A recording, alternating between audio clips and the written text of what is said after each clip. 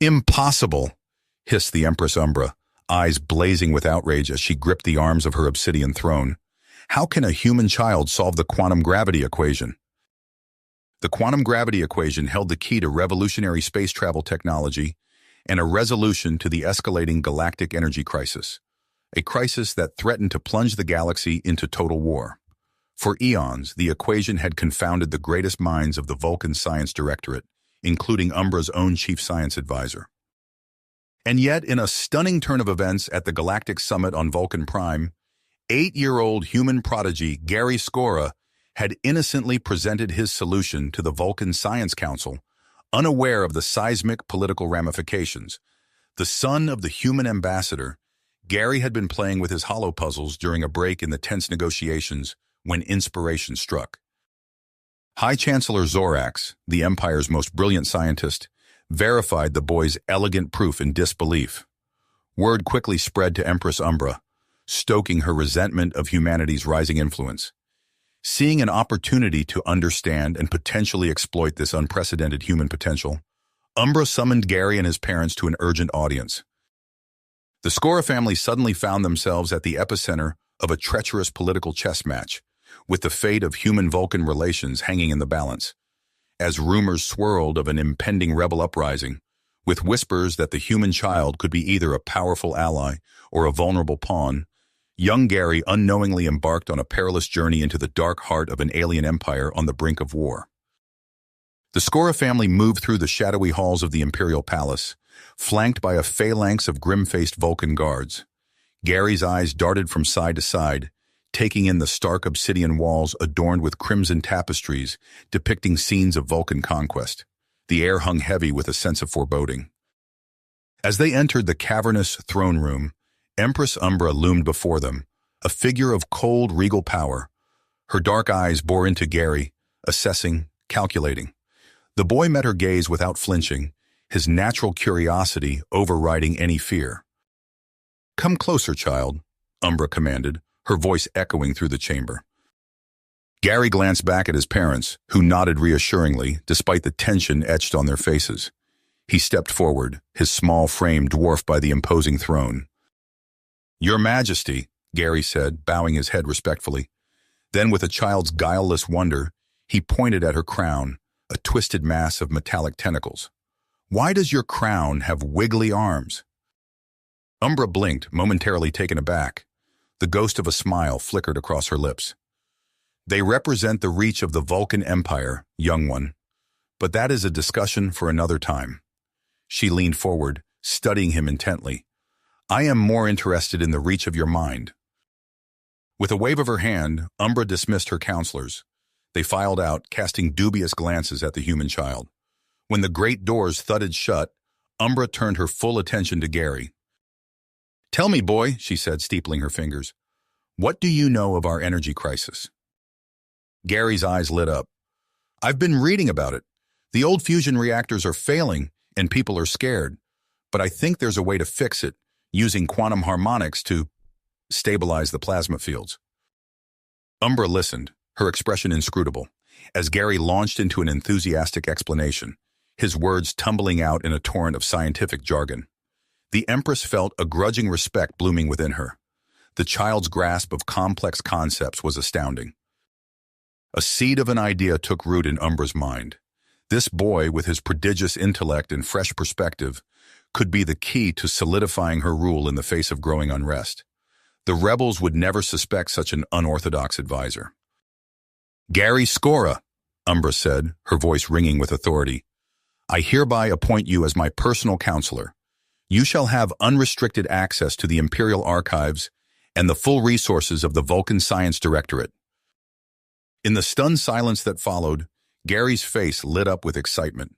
His parents exchanged anxious glances, realizing the dangerous game their son had unwittingly been drawn into. Across the capital, in a darkened room, rebel leader Zara paced like a caged tigress.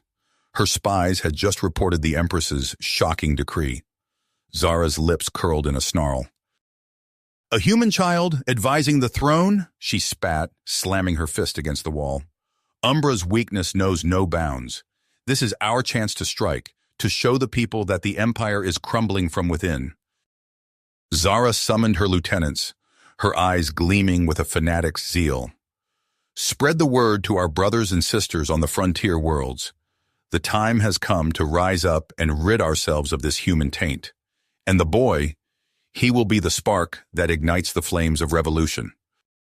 As word of Gary's appointment spread, the imperial court buzzed with intrigue and discontent. Xenophobic hardliners seethed at the notion of a human guiding Vulcan policy. In the shadows, Malik, Umbra's spy master, wove his web of surveillance, determined to root out any hint of treason. And at the center of it all, an 8-year-old boy, oblivious to the gathering storm, lost himself in the wonders of knowledge, unaware that his brilliant mind had marked him as both savior and target in a galaxy on the brink of war. Gary's appointment sent shockwaves through the imperial court. Whispers echoed through obsidian halls as the young human pored over ancient tomes and cutting-edge research in the vast imperial archives.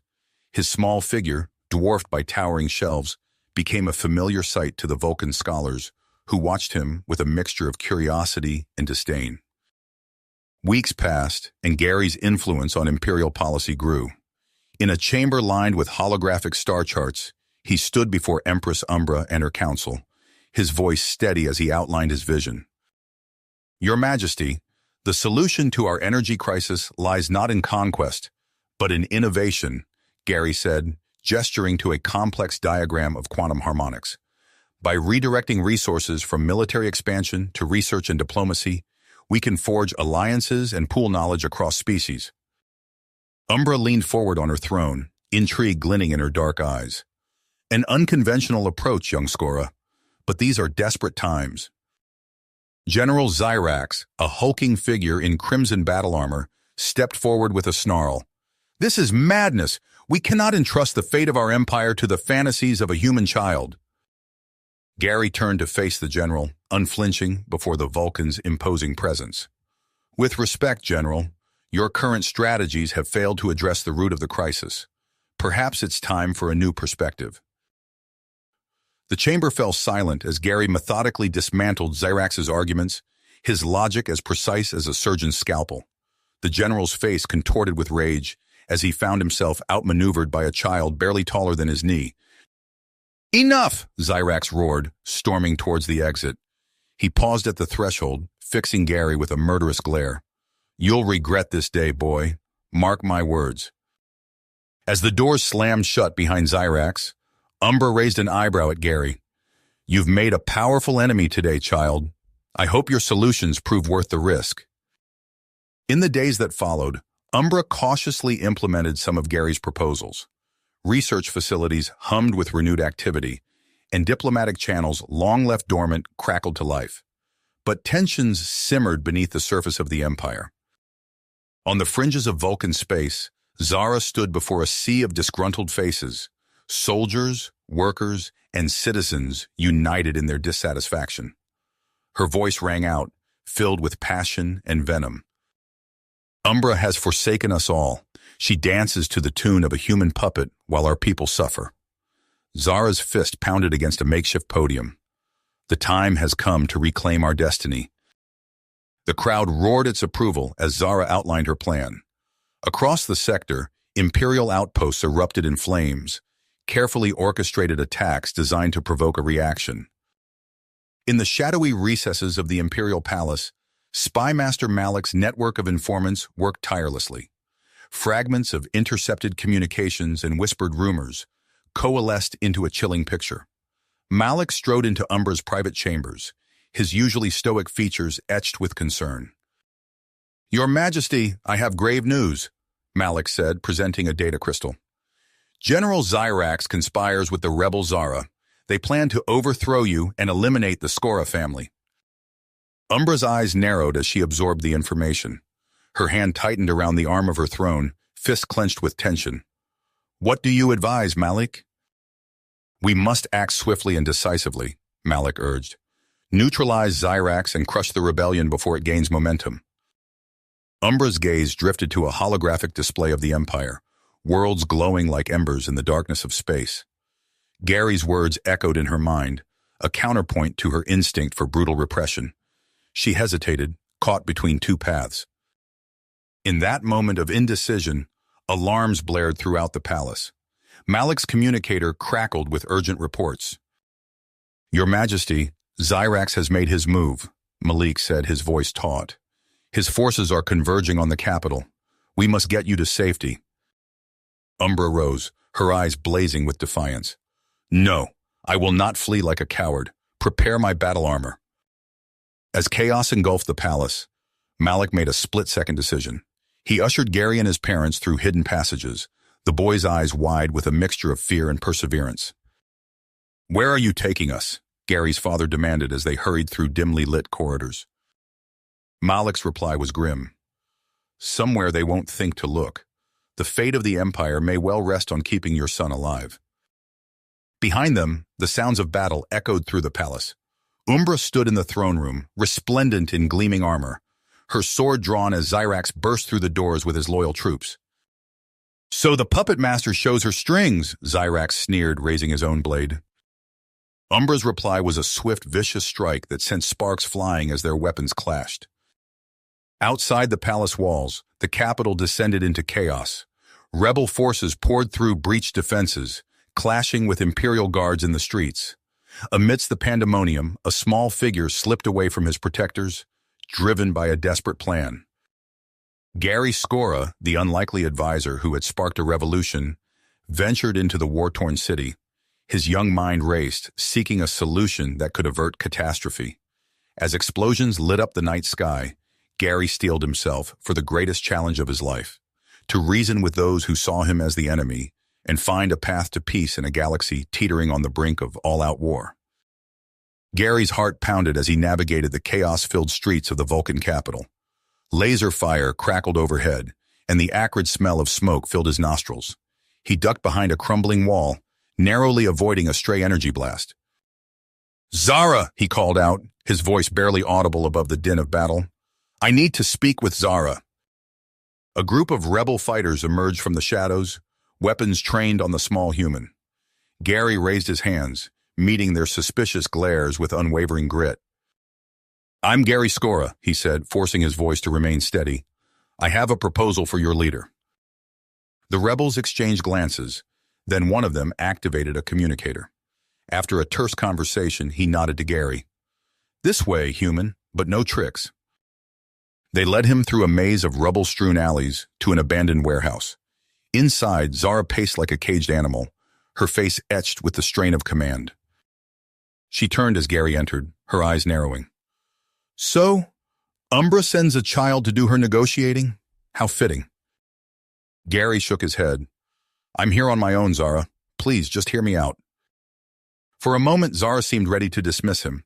Then curiosity flickered in her eyes. She gestured to a pair of battered crates. "Speak then, but make it quick." As they sat, Gary took a deep breath. "I understand why you're fighting," he began. "The Empire has hurt your people, but violence will only bring more suffering." Zara scoffed. "Easy for you to say, human. You haven't lived under Umbra's boot." "No," Gary admitted, "but I've studied Earth's history. We've had our share of tyrants and revolutions." He leaned forward, his eyes intense. The most lasting changes came not from war, but from dialogue and understanding. As explosions echoed in the distance, Gary spoke of Earth's struggles for democracy, of leaders who chose words over weapons. He painted a picture of a Vulcan empire transformed, where rebel and loyalist could work together for the common good. Zara listened, her skepticism slowly giving way to grudging interest. "Pretty words," she said at last, "but Umbra will never agree to give up her power." Gary's communicator chirped. He answered, his face lighting up as he heard the voice on the other end. "Actually," he said, turning back to Zara, "she's willing to try." In the Imperial Palace, Umbra lowered her sword, chest heaving from her duel with Zyrax. She stared at the communicator in her hand, Gary's words echoing in her mind. Years of ruthless pragmatism warred with a spark of hope. "Your Majesty," Malik urged, "we must evacuate. The rebels have breached the outer defenses." Umbra squared her shoulders. "No. Prepare a secure chamber for negotiations." She met Malik's startled gaze. It's time we tried something new. Hours later, Umbra and Zara sat across from each other, tension crackling between them like a live wire. Gary stood between them, his young face etched with drive. You've both suffered, he said softly. You've both caused suffering, but today you have a chance to break that cycle. As the night wore on, voices rose and fell. Old grievances surfaced, were acknowledged, and slowly set aside. Gary guided the conversation with a wisdom beyond his years, finding common ground where before there had been only enmity. Dawn broke over the battered capital. Umbra and Zara emerged from the chamber, weary but resolute. They faced their respective followers, united for the first time in a fragile hope for peace. But even as the news of a ceasefire spread, General Zyrax rallied his hardline supporters for one final, desperate assault. The rogue Vulcan's eyes blazed with fanatical hatred as he led his troops toward the palace gates. "Death to the human puppet!" Zyrax roared. "Death to the traitors who would destroy our way of life!" As the sounds of renewed battle filled the air, Gary and his parents huddled in a secure room deep within the palace. The boy's mind raced, searching for a solution that could save the peace he had worked so hard to forge. Outside, Zara's voice rang out, clear and commanding. "Zyrax, in the name of Vulcan's future, I order you to stand down." The clash of steel on steel echoed through the corridors as the final battle for the soul of the Empire began. The clash of steel faded as the last of Zyrax's loyalists surrendered. Smoke curled from the scorched walls of the Imperial Palace, a stark reminder of the Civil War's cost. In the war room, Umbra and Zara stood side by side, their earlier enmity replaced by a fragile alliance. "It's done," Umbra said, her voice weary but resolute. "The fighting stops now." Zara nodded, her eyes scanning the holographic display of the capital. "And now the real work begins." In the weeks that followed, Gary watched in awe as the empire he had known transformed. Zara, once branded a rebel and terrorist, now sat at Umbra's right hand as prime minister. The boy found himself thrust into a new role, special ambassador to the Empress, tasked with spreading their vision of peace across the stars. His first mission brought him to Kronos IV, a world on the edge of imperial space that had broken away during the chaos of civil war. The spaceport buzzed with activity as Gary's shuttle touched down. He stepped onto the platform, adjusting the collar of his new formal attire. "Welcome to Kronos, Ambassador Skora," a melodious voice greeted him. Gary turned to find himself face to face with a striking Kronosi woman. Her iridescent scales shimmered in the planet's blue sunlight, and her eyes held a depth of intelligence that made his breath catch. "I am Varasa," she said, offering a graceful bow. "I'll be your liaison during the summit." As they walked toward the conference center, Varasa peppered Gary with questions about his role in reshaping the empire. Her genuine interest and quick wit put him at ease, and he found himself sharing more than he intended. The summit stretched on for days, filled with tense negotiations and delicate compromises. Gary threw himself into the work, drawing on every lesson he had learned from his time in the imperial court. But in the quiet moments between sessions, he found his thoughts drifting to Varasa. One evening, as the talk seemed on the verge of collapse, Varasa invited Gary to her private quarters. "To discuss strategy," she said with a smile that made his heart race. Hours later, Gary lay tangled in silken sheets, his heart pounding. Varasa's fingers traced lazy patterns on his chest as she murmured questions about the inner workings of Umbra's new government. In his post-coital haze, Gary answered without thinking, revealing vulnerabilities and plans he had sworn to keep secret. It wasn't until he returned to the capital, flush with the success of the Kronos Treaty, that Gary realized the magnitude of his mistake. News of a scandal rocked the fledgling democracy, corruption exposed at the highest levels of Zara's interim cabinet. As he watched the prime minister struggle to contain the damage, a sickening realization dawned. He had been played. Shame and anger warred within him as he marched to Umbra's chambers. The Empress listened in stony silence as Gary confessed his indiscretion and its consequences. "I'm sorry," he finished, his voice barely above a whisper. "I'll accept whatever punishment you deem fit." Umbra's expression softened. You're not the first to be taken in by a pretty face and a clever mind, Gary. But next time, the price may be higher than we can afford. As Gary threw himself into damage control, reports began filtering in from the outer colonies. Imperial hardliners, unwilling to accept the new order, had found a champion in the exiled General Zyrax. Allying himself with the notorious Khazrathi warlord Kargoth, Zyrax launched a series of brutal raids on loyalist worlds. Gary's diplomatic skills were put to the test as he visited ravaged colonies, offering aid and assurances. On a frontier world still smoldering from a recent attack, he came face to face with a ghost from his past. Well, well, a familiar voice called out across the ruined settlement square. If it isn't the human lapdog himself. Gary's blood ran cold as he recognized the mercenary commander striding toward him. Torbaz? His childhood friend sneered, cybernetic implants gleaming along his temples. That's Commander Torbaz to you, traitor. As their forces clashed around them, Gary tried to reason with Torbaz, to remind him of their shared history, but his words only seemed to fuel the Vulcan's rage. You're living in a fantasy, Gary, Torbaz snarled. Your precious peace is built on lies and weakness. Zyrax will restore Vulcan to its rightful place, and I'll take great pleasure in watching you burn with the rest of Umbra's pawns. The battle ended with Torbaz in chains, but Gary found no satisfaction in the victory. As he prepared to return to the capital, a coded transmission from Spymaster Malik chilled him to the bone. Assassins were on the move, and Gary Skora was their target. Gary's blood ran cold as he decrypted Malik's message. Assassins, coming for him. The young diplomat's mind raced, calculating escape routes and safe havens. We need to move, he told his parents, voice tight with urgency. Now. Within minutes, they were aboard a shuttle bound for the fortified battle station orbiting Vulcan Prime. As they docked, Gary couldn't shake the feeling that they were walking into a trap. Admiral Corax greeted them personally, his smile not quite reaching his eyes. Welcome aboard, Ambassador Skora. We'll keep you safe here. Gary's instincts screamed danger, but before he could act, alarms blared throughout the station. Corax's facade crumbled, replaced by cold fury. Seize them, he barked at his troops. Kill the parents, but I want the boy alive. Chaos erupted. Daniel Skora, with the desperate strength of a father protecting his child, tackled the nearest soldier. Run, he shouted as laser fire erupted around them. Emily grabbed Gary's arm, dragging him down a side corridor as Daniel's agonized cry echoed behind them. Tears stung Gary's eyes, but he forced himself to focus on survival. They sprinted through the labyrinthine station, the pounding of boots always close behind.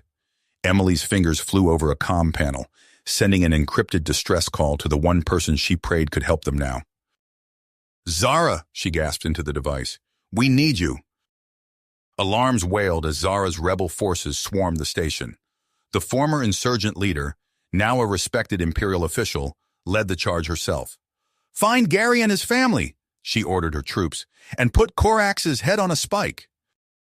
As rebel and renegade forces clashed in the corridors, a familiar face emerged from the fray. Torbaz, his cybernetic implants glowing with combat data, fought his way to Gary and Emily's position. This way, he shouted, gesturing toward an emergency hatch. I know a safe route. Before they could move, a chilling voice crackled over the station's comm system. Run, run, little Gary.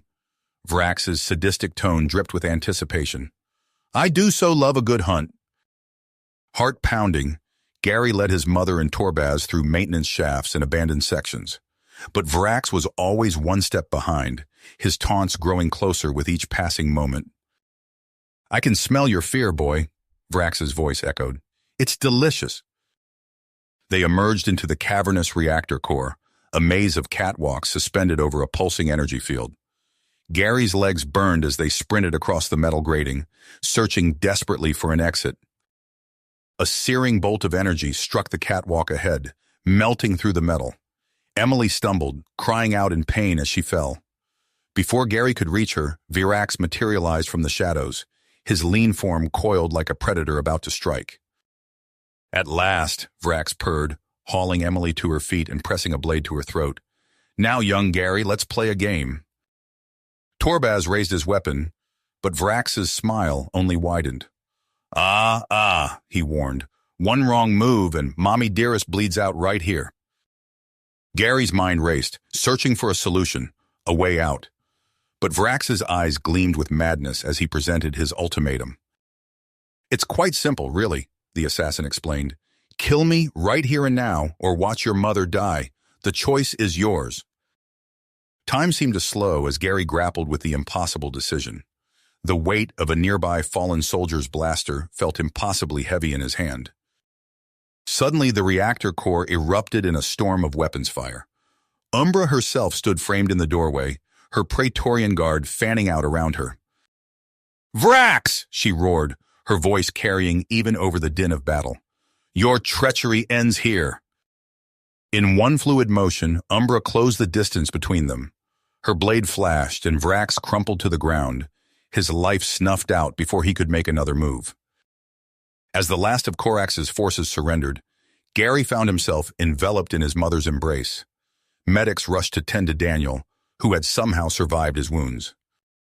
Umbra approached, her expression solemn as she regarded the boy who had changed the course of her empire.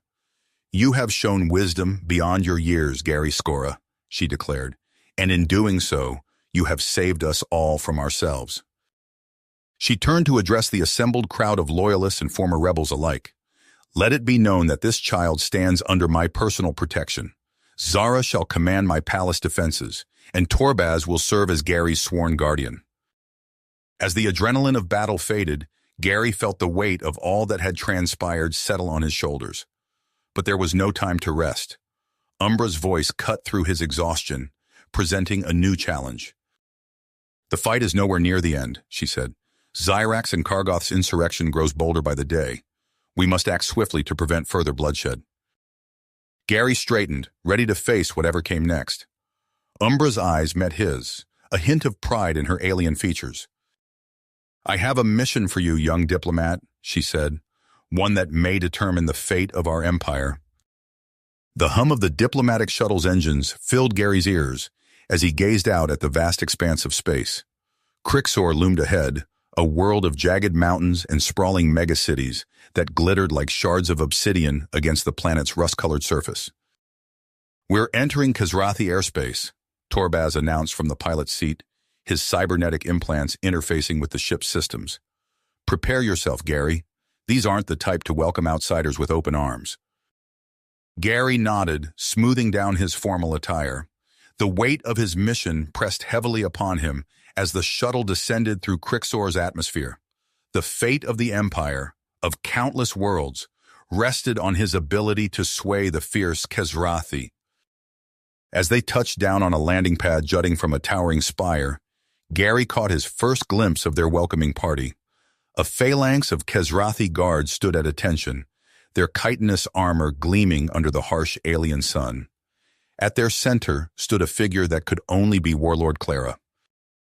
Gary stepped off the shuttle, Torbaz a reassuring presence at his back. The Khazrathi guards bristled, hands tightening on their weapons. "You dare bring a child to treat with the Khazrathi Empire?"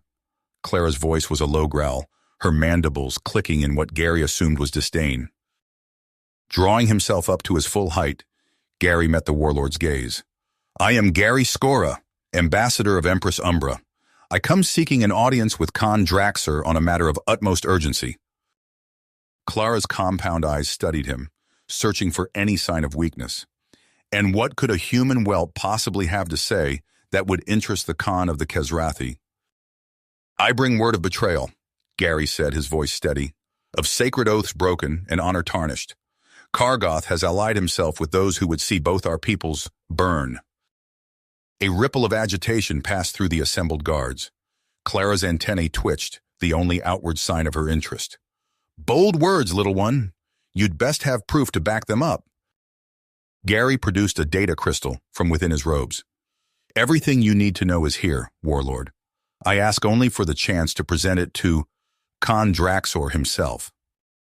For a long moment, Clara simply stared at him. Then, to the shock of her guards, she threw back her head and laughed. "You have gall, human. I'll give you that. She gestured toward the spire's entrance. Come, let us see if your courage holds in the presence of the Khan. The journey to Khan Draxor's throne room was a blur of twisting corridors and heavily fortified checkpoints. Gary's heart pounded as they approached a set of massive doors adorned with intricate carvings depicting Kezrathi battle victories. As the doors swung open, Gary steeled himself. The throne room was a cavernous space, its walls lined with trophies from 100 conquered worlds. And there, seated upon a dais of polished bone, was Khan Draxor himself. The Kezrathi ruler's size dwarfed even his impressive guards. His carapace bore the scars of countless battles, and his eyes gleamed with cold intelligence as they fixed upon Gary. So, Draxor's voice rumbled through the chamber, this is the human child who claims to have news that will shake the foundations of our alliance. Speak, Ambassador, and choose your words with care. Gary took a deep breath and began to lay out his case. He spoke of Zyrax's treachery, of Kargoth's complicity in attacks against his own people.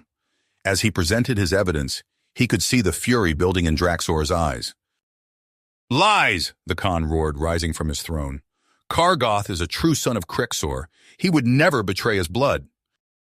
Then let him face me in ritual combat, Gary said, the words tumbling out before he could stop them.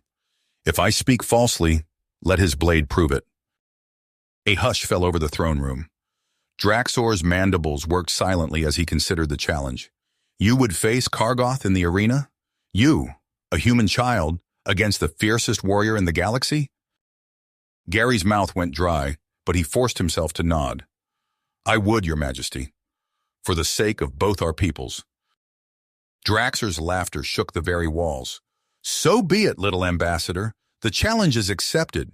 Prepare yourself, for in 3 days' time, you will either prove your worth or meet your end at Kargoth's hands.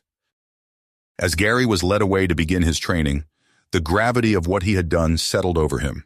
He had mere days to prepare for a fight that would determine not just his fate, but that of the entire galaxy. Back on Vulcan Prime, Empress Umbra received word of Gary's challenge. As she processed the news, an explosion rocked the Imperial Palace. Alarms blared as smoke billowed from the lower levels. My Empress!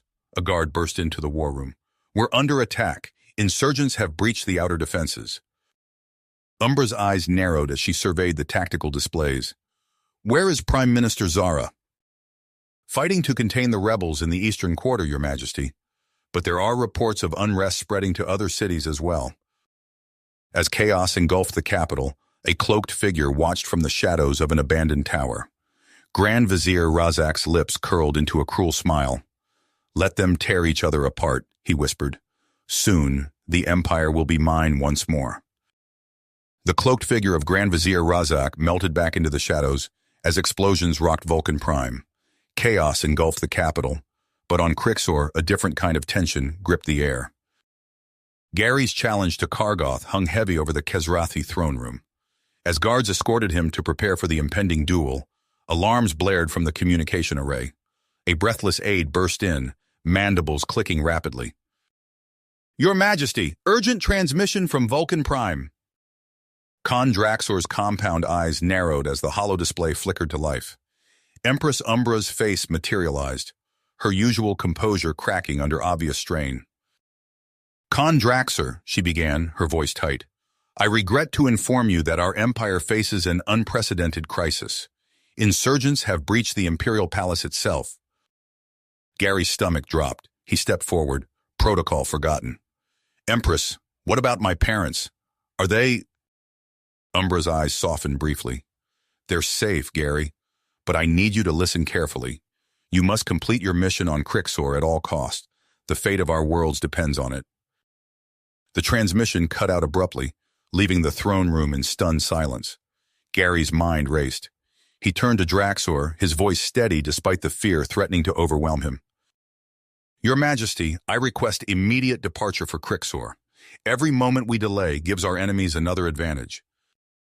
Draxor's mandibles worked silently for a long moment before he responded. You show admirable focus, young human. Very well. Warlord Clara will escort you personally. As they boarded the waiting shuttle, Torbaz gripped Gary's shoulder. I've never met anyone quite like you, kid. Let's hope that Kazrathi warrior of yours is even half as impressed.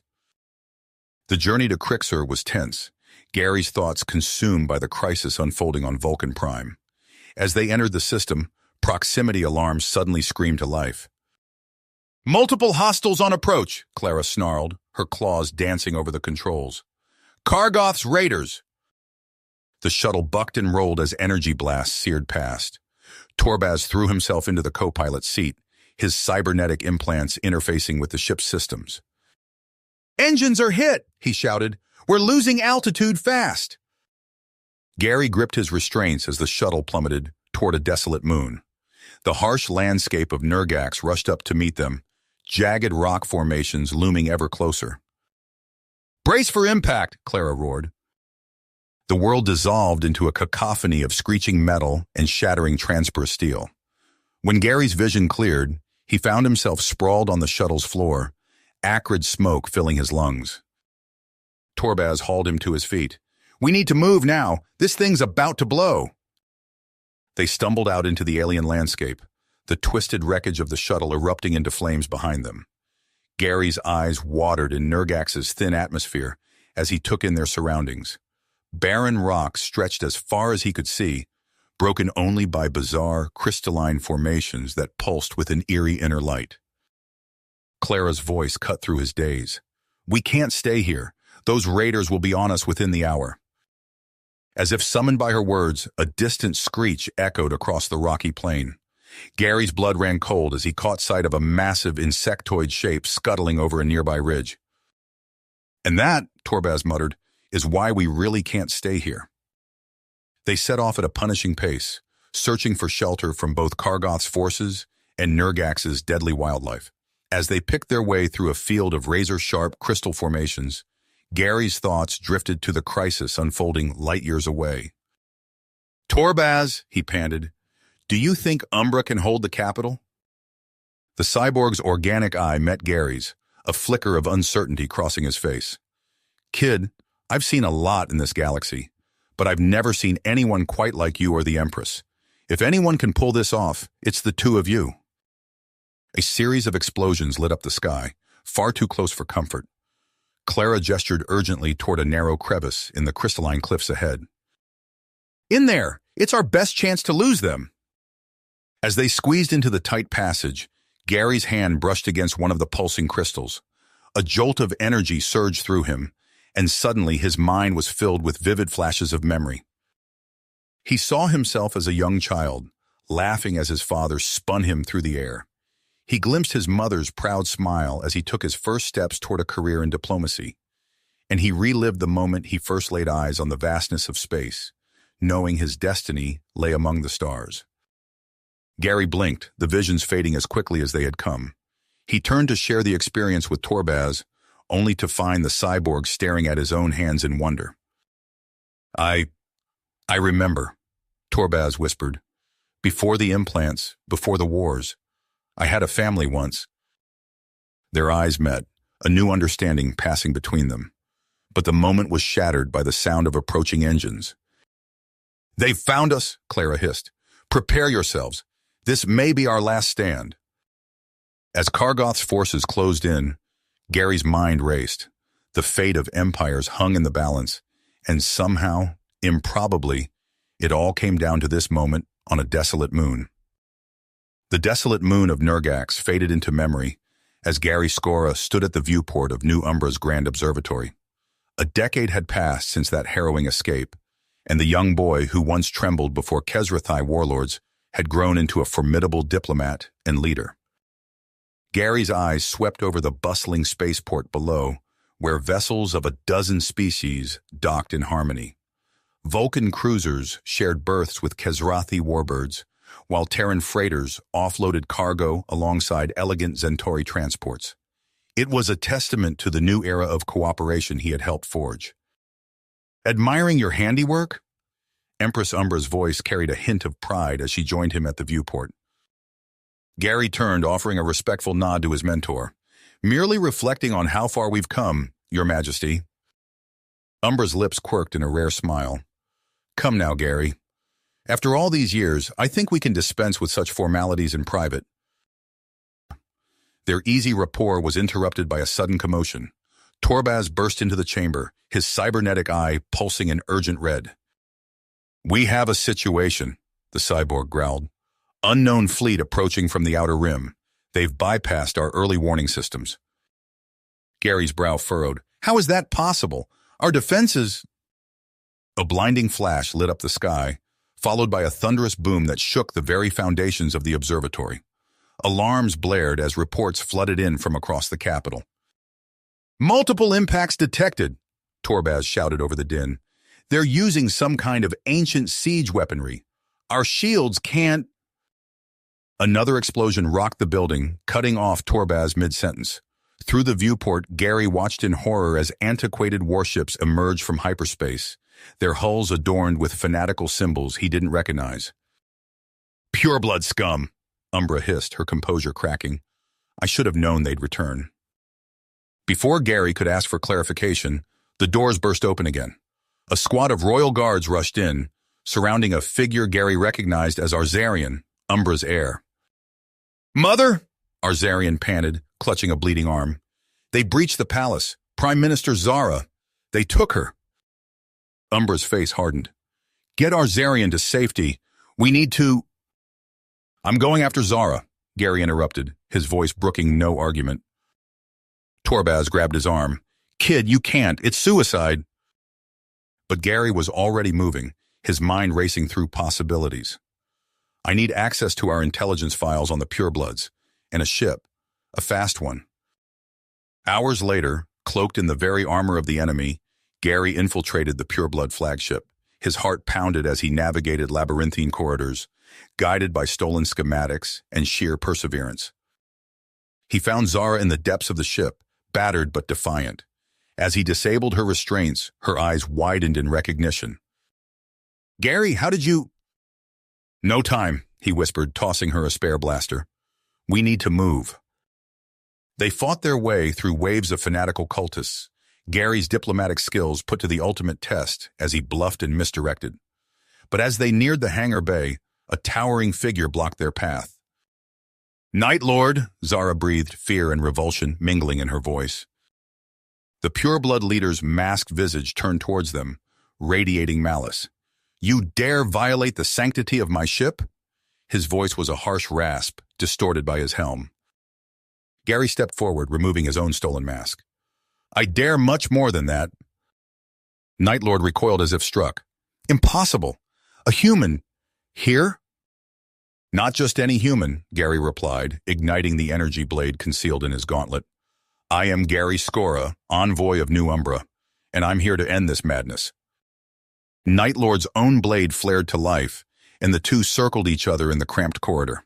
As they clashed, Gary spoke, his words cutting deeper than any weapon. "Why do you hate us so much?" he asked, parrying a vicious slash. "What drives you to destroy everything we've built?" "Abominations!" Night Lord snarled. "Vulcan blood, tainted by lesser species.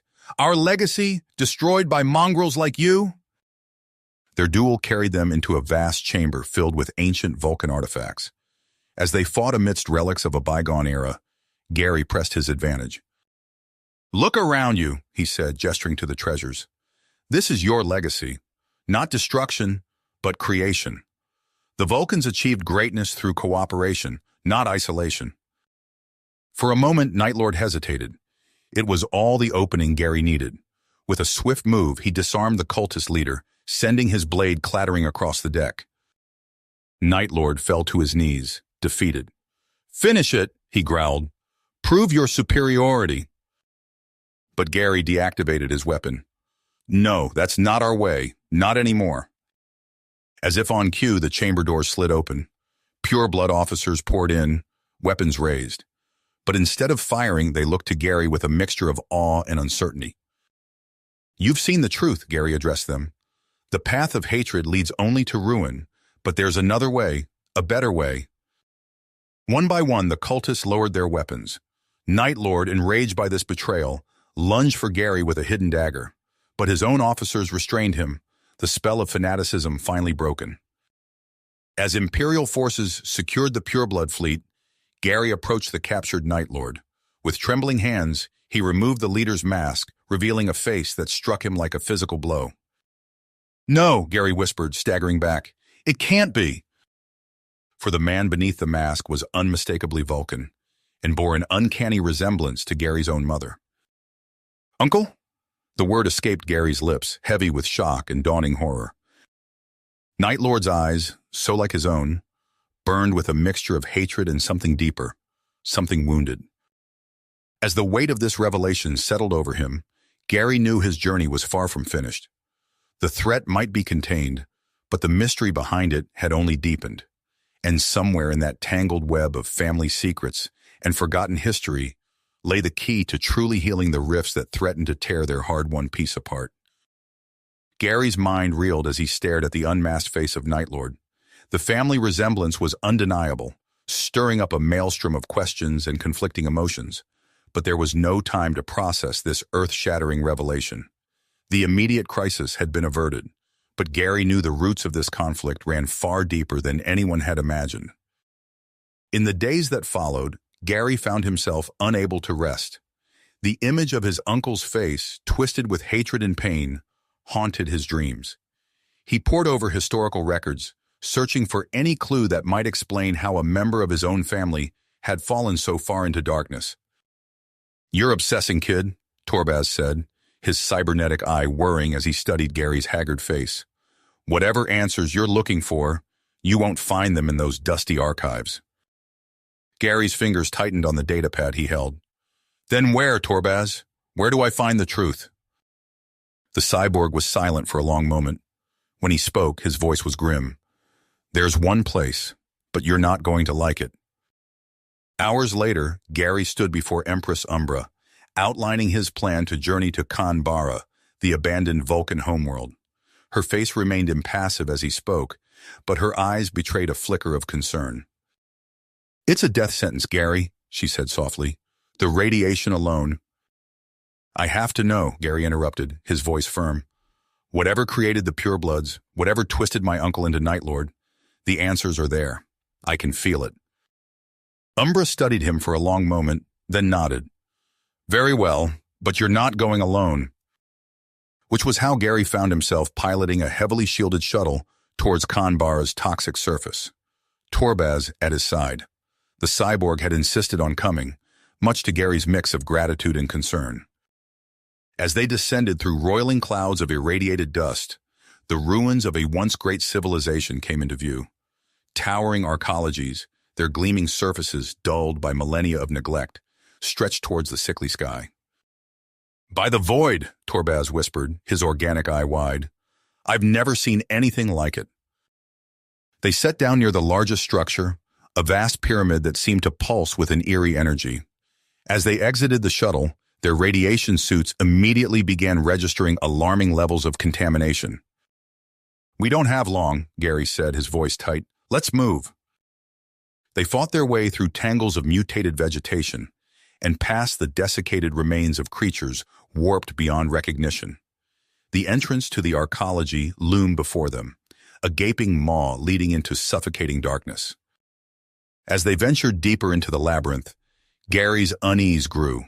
The walls were covered in faded murals depicting scenes of Vulcan conquest, their faces twisted with a familiar hatred. "Gary," Torbaz called, his voice strained, "you need to see this." In a vast chamber they found banks of ancient computers, their screens flickering with fragmented data. As Gary approached, a hologram sputtered to life. A Vulcan scientist, her eyes gleaming with fanatical fervor. "The purity of our race must be preserved," the hologram intoned. "With this virus, we will eradicate all compassion, all weakness. We will create the perfect soldiers, loyal only to the glory of Vulcan." Gary's blood ran cold as the implications sank in. "They engineered it," he breathed. "The hatred, the xenophobia, it was all by design." Before Torbaz could respond, a piercing whine filled the air. The ancient systems were awakening, and with them, a malevolent presence that threatened to overwhelm their minds. As waves of corrupted data assaulted them, Gary struggled to maintain his grip on reality. He saw flashes of his uncle, of Night Lord, of countless Vulcans driven mad by an ideology that had been forcibly implanted in their minds. "We have to shut it down!" Torbaz shouted, his cybernetic implants sparking as they fought against the invasion. Gary forced himself to focus, pushing through the haze of hatred and fear. He saw the truth now, the tragic legacy that had shaped his people, the insidious programming that had warped generations of Vulcans into the purebloods. With trembling hands, he began to work, racing against time as the malevolent AI sought to consume them. As he fought, he drew strength from memories of his parents, of the love and compassion that had shaped him. In that moment, Gary understood. The key to defeating this ancient evil lay not in force or cunning, but in the very qualities it sought to destroy. With a surge of commitment, he channeled his own empathy, his own capacity for understanding, into the corrupted systems. The chamber filled with a blinding light as Gary's consciousness merged with the ancient AI. For a timeless moment, he experienced the full weight of Vulcan history, the triumphs, the atrocities, the slow descent into madness that had led to this moment. When the light faded, Gary found himself on his knees, gasping for breath. Torbaz stood nearby, his organic eye wide with wonder. "Kid," the cyborg said softly, "what did you do?" Gary looked up at the now silent banks of computers, a mix of exhaustion and grim satisfaction on his face. "I showed it another way." As they made their way back to the shuttle, burdened with the weight of their discovery, Gary knew their journey was nowhere near the end. The truth they had uncovered would shake the very foundations of Vulcan society and his own place within it. You have reached the end of the story. If you enjoyed this story and want to support us, please leave a like and subscribe to our channel, and for every comment that says 88, I will heart every single one of them. Thank you for your time.